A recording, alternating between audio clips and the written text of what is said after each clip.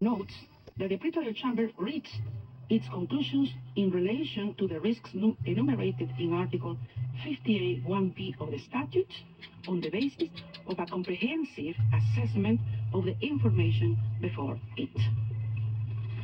In the present case, having rejected the three grounds of appeal presented by the defense in the appeal brief, the appeals chambers unanimously confirms the impugned decision.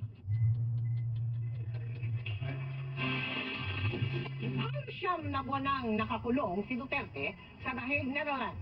Para po yan sa reklamong crimes against humanity, kaugnay sa extrajudicial killings sa madugong drug war ng kanyang administrasyon. Pinili ni Duterte na huwag dumalo sa pagbaba ng desisyon.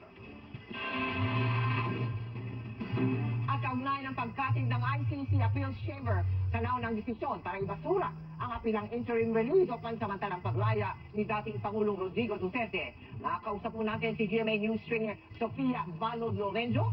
Tumutok siya mula mismo sa media room ng Korte sa The Hague, Netherlands. Magandang umaga sa iyo dyan, Sofia.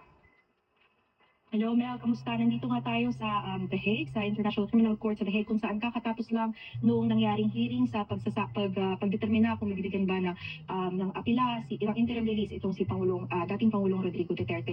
At sa three grounds nga na sinabi ng pre-trial chamber court, yun din sa sinabi ng depensa, lahat ito ay rejected. Ngayon, alas 11:30 na dito sa The Hague. So halos isang oras lang yung ginugol para dun sa buong hearing.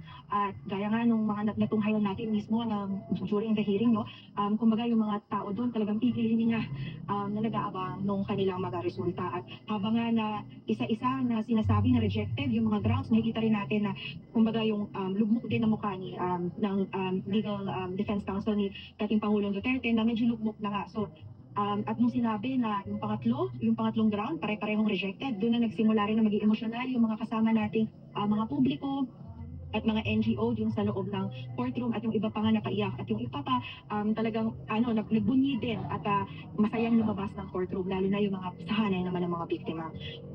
Yun nga Mel, no, sinabi nga na tatlong ground yung naging basihan ng pagkakaroon ng rejection. Yung una ay kung flight risk ba si dating Pangulong Duterte, kung may posibilidad pa siya na kumbaga mag-abscond or tumakas dito sa kanyang kaso. Pangalawa ay kung yung guarantees na binibigay ng state, kung na-exhaust ba yun ng pre-trial chamber, yun ang sinasabi ng depensa. At ikatlo ay yung humanitarian grounds na. Dun sa tatlong grounds na yun, rejected. At isa sa mga sinasabi nga nila na nanatili na yung populidad ni dating Pangulong Duterte, hindi lang sa Pilipinas, kundi lalo sa kung saan siya na